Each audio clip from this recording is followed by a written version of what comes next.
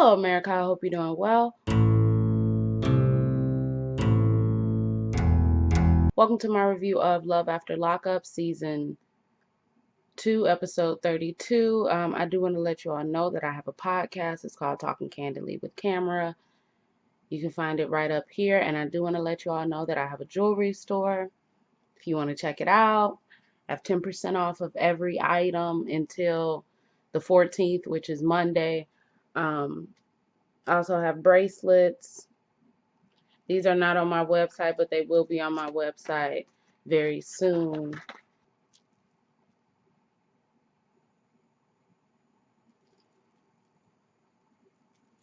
Two bracelets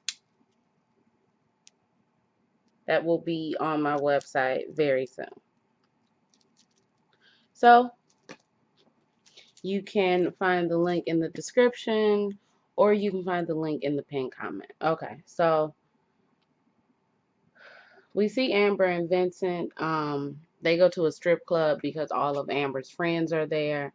And Vincent seems very uncomfortable at first. Then her loudmouth friend Michelle tells Vincent that he needs to start mingling with people. So he starts mingling with people. He asks somebody, is they Latina? And they like, no, I'm not. Then we see Vincent. And look, I know we've all said that Amber is a lesbian. But Amber's a lesbian. Okay, there was no bisexual energy. This was all lesbian. Okay, all lesbian. 100%. If you took a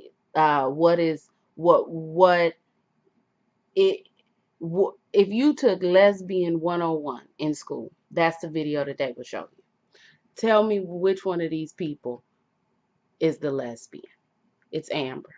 She's a lesbian.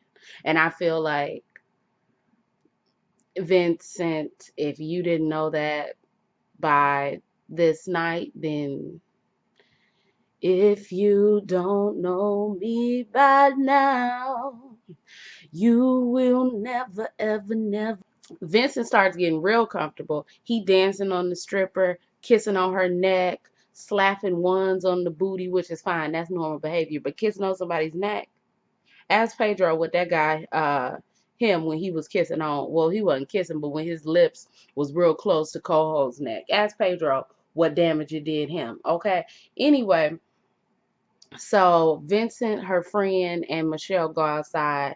Amber asks her friend, how do you like Michael? The friend is like, I'm just contemplating if I gotta beat his ass. Okay. So Michelle comes out and she just do too much. What y'all talking about? Oh, y'all talking about Vince. Oh, I don't know. He a scammer. There's something about him that I don't really like. Girl, I get that. But can you shut the fuck up? Can you honestly, truly shut up? So Vincent comes out and Michelle is like, yeah, we talking about you. Anyway, so now that we here. Oh, and Vincent was acting a little weird. He like, I got a little bit of drinks in me. Chill out. Okay. Chill all the way out. Michelle is like, now that I got you out here, why you want to be with Michelle? I mean, why you want to be with Amber? And he like, why not? And the big black man friend and the little white girl friend, they both like, what? That's not good enough. That's not good enough. And Vincent feels like he's being attacked. He also feels some type of way because homegirl is not doing anything. She's not saying anything. She's not saying, hey, don't be mean to him. And yeah, so she says in her confessional, Vincent is not turning out to be the man that I thought he was in the letters. He's not the man, he's not acting like the man that I thought he was. And then the producer was like, well, are you the lady that he thinks you are? And I'm like, okay. Oh, another thing, this episode was extremely fake. Okay. It was fake. It had the drama, but it was fake. Okay. FAKE. Just all the coincidences, just fake as fuck. Okay. So we see Shane. Shane has hair. Shane had hair Shane, Lacey, and John. Shane had hair, but he was missing hair right here. Now he has hair, and I'm like, he said it's been a week since he's seen Lacey, and I said, so you grew hair and got you a lineup in a week? Anyway, you telling me niggas' hair grow like that? Hmm? Okay. So Shane is in the car on his way, presumably, to see Lacey. But then he calls Lacey and he's like, hey, I gotta ask you something. And she like, what's up? And he's like, can I come see you? And she's like, yeah. So basically he's going to ask her, is it me or is it John? And he comes into the house. He gets there. I'm like, so he drove 7 hours? Like what? I don't know. But how long did he drive to get there? And he was already in the car, so clearly he was gonna come regardless of what she said. So he get there, and who drove him? The producers. So he gets there, and I'm like, where are the children? Where is her father? Conveniently, conveniently. My father has the kids, and I don't know. I feel like I just need to like have sex with him so I can know my feelings. So she says this is something that she needs to do so she can see what D is hitting the best, basically. So he brings her some flowers. They start kissing. She go into full career mode, and she's like, I want to give you what you want. And then the doors close and they have the sex, and that's how they end it. But I'm like, that's not a good place to end. And I just want to know, like, do the producers stand outside until they done doing what they do and then they continue on with the show? Like, I'm really confused. I'm not the producers, the camera people. So that's the end of their story. I'm so glad we didn't see Andrea and Lamondre. I'm so happy about that. We see Josh and Cheryl.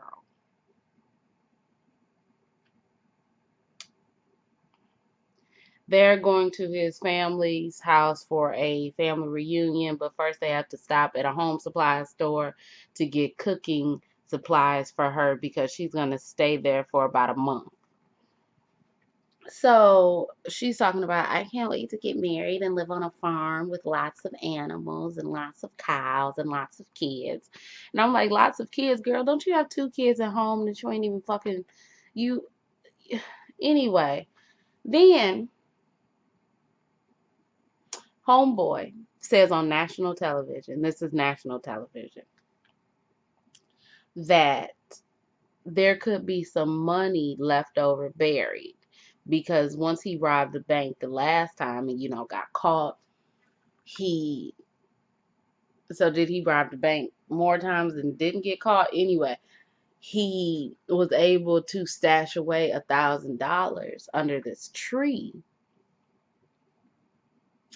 and they never found it. So we should go to the tree, see what if the money is there. So they get shovels. They making a joke with the damn cashier, and I'm just so done. This is anyway. So they go. The tree is now underwater.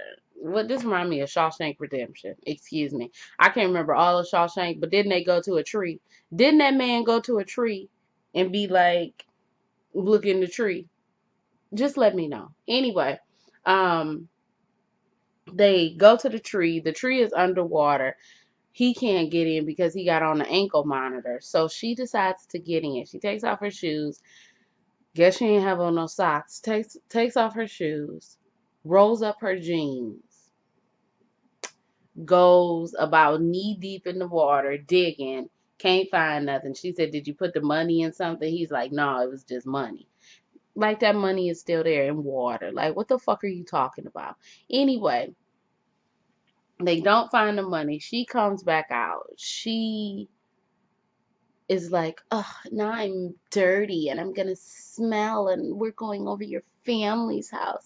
And ran. And I'm just like, Your dumbass really got into a pool of murky water with your jeans, rolled down the jeans. The jeans was wet, and then had the nerve to get an attitude because she was gonna smell like shit. And it wasn't even time to get a shower. Girl, that's your fucking fault. Anyway, uh, Josh is getting annoyed with her mood swings, and oh, we also see a scene where she buys him a phone. So, but Josh is getting angry with her mood swings, and he says that he loves her, but sometimes she just do too much. Anyway, I'm disgusted. So, hmm. We see Angela. She is angry, cursing because they found Tiny. They called him. They called him, as she says. She doesn't know what she'll do. And she says that she was never expecting a fairy tale with Tony. Oh shit. I done called this man Tommy the entire notes. They done found Tony. She says that she was never expecting a fairy tale life with Tony, and she needs to know what's going on so now she can make a decision if she wants to stay with him or not. I'm like, girl, you fucking dumb. First of all, you dead ass know that this man clearly don't want to be a free person, because if he wanted to be a free person, guess what? He wouldn't be back in jail right now. She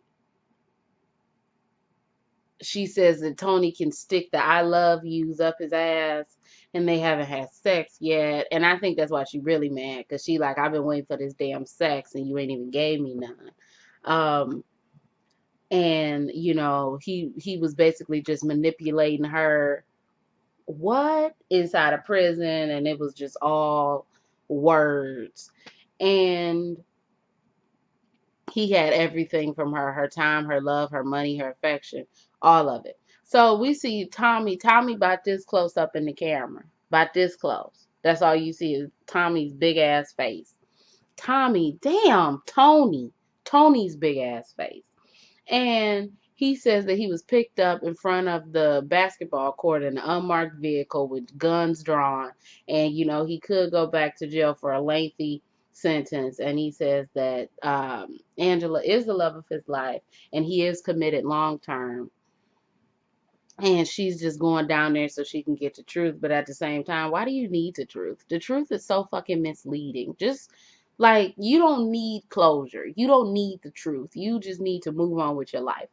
Anyway, he says that his definition of love is not about loving the good, it's about loving the bad. And he is willing to put up with any of her shenanigans, since she put up with his shenanigans for so long. It's going to jail shenanigans, I guess, when y'all meet in prison. So honestly, anyway, that's it. So we see Alex and Glorietta. I don't even want to sing Glorietta because it's fucking stupid. Anyway, they did the shebang, in the words of Glorietta. And he says it was great. It was everything it needed to be. And I said, but look at you. Anyway, sorry. Now they're going to meet her mother. And he knows that, they still have a lot to talk about, including his ex. But it is what it is. And it's what he say, it is what it is. And it's at where it's at. Please go back to prison. I'm sorry. That's mean. Anyway, so Glorietta tells him that he should lie about the fact that he's Muslim, and just say that he was raised in a Christian household. He's Muslim. He's been Muslim for about 10 years. His ex, probably Juliana, wanted him to convert, and he did convert. And basically, if she asks, your mother if my mother asks what your religion is, just dance around the subject. I said he looks like a Lego. But he does look like a Lego. When he had on that sweater, when they got to the place, to the park, a Lego. And I thought this gotta be fucking fake. Because I thought that the mother had common sense, but now I'm thinking that the mother don't have common sense. Because she came up, she had both the dogs with her. Glorietta introduces them. The mother is like, "Oh, I can't touch you. I have dog on me." And I'm like,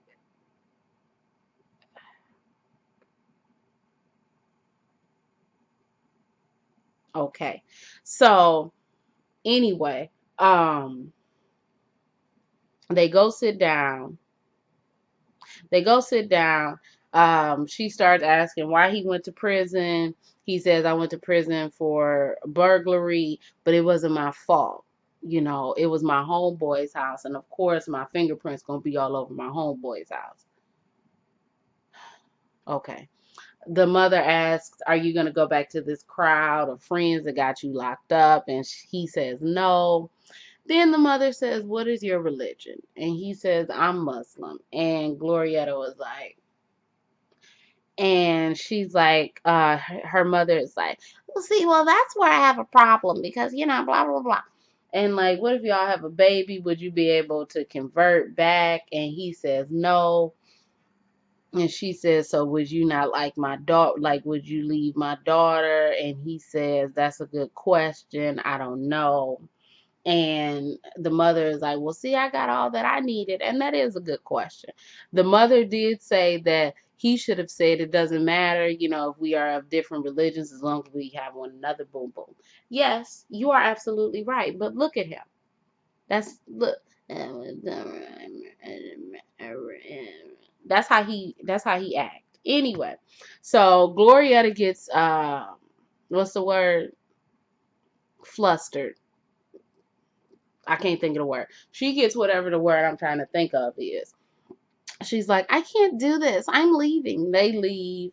Glorietta says that it did take her by surprise when he said that he didn't know what would come of them being two different religions and they hadn't talked about it. Y'all didn't talk about nothing. All he did was sing on that damn phone to you. Glorietta. That's how it should end because it should end on a sour note.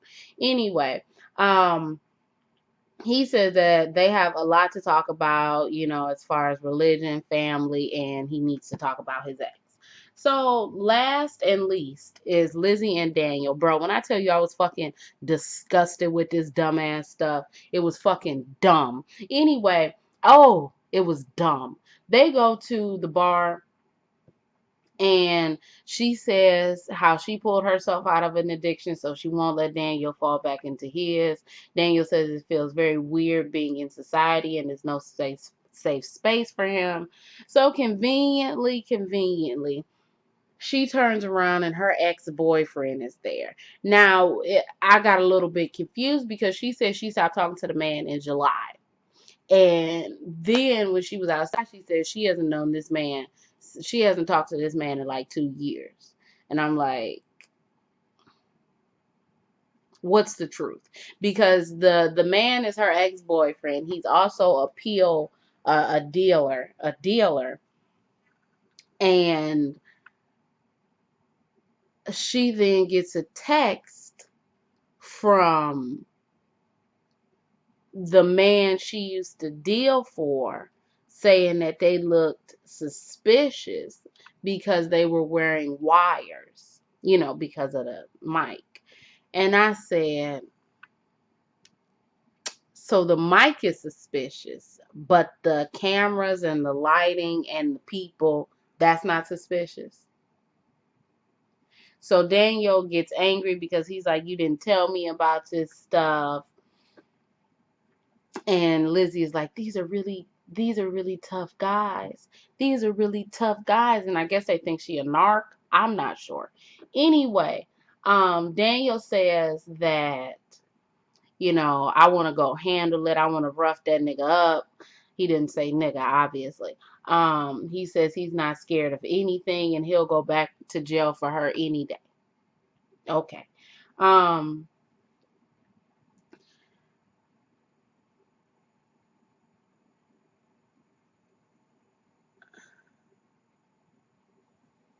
She says that Daniel doesn't know the man that she slept with, and that she doesn't know if this will hurt their relationship. But then after she says that she's so nervous about them, and Daniel doing something dumb, she goes outside and smokes a cigarette and leaves Daniel alone to go over there and punch that nigga in the face. I said, okay, that makes no absolute sense, but whatever.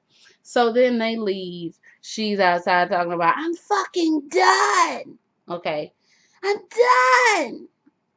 So they go back to the house. Um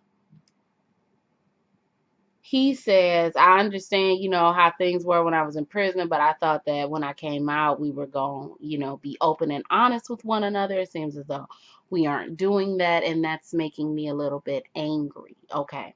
So um, she says she doesn't know if Daniel can deal with her past.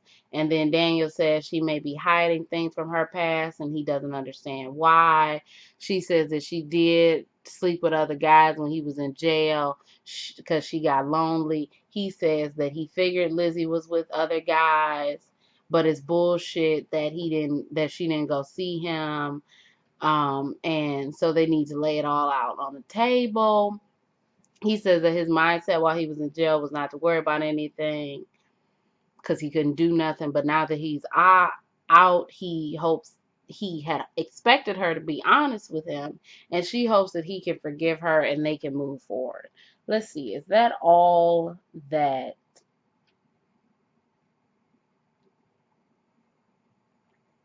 That's it. This episode was very, very produced, very fake. So many coincidences, so many things, especially Lizzie and Daniel. The shit was fucking fake, fake, fake, fake, fake, fake, fake, fake, fake, fake, fake. Okay? Fake, fake, fake. Okay. Anyway, I'm done. I have things to do. So if y'all like this review, you can like, comment, and subscribe. You can follow me on Instagram, Twitter. Everything else you need to know about me will be in the bottom bar below. My name is Brielle. I make beats. I sing songs. If you like what you see, come on along. Bye.